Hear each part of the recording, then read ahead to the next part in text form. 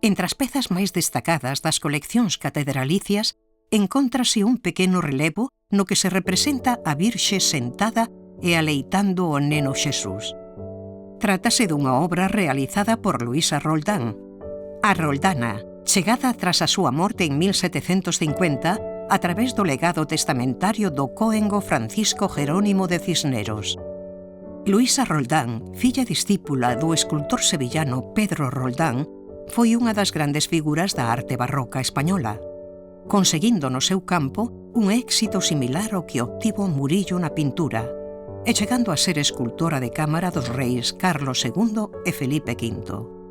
Nas súas esculturas destaca a delicadeza dos detalles, a dozura da expresión e a preferencia de temas relacionados coa infancia e a muller, características todas elas presentes nesta peza.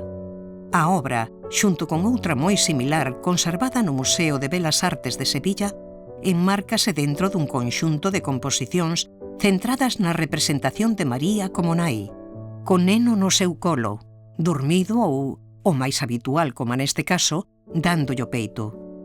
Esta iconografía, aínda coas prevencións contra o espido sinaladas polo Concilio de Trento, tivo un enorme éxito, xa que estaba entendida como a combinación da maternidade e da Cáritas cristiá.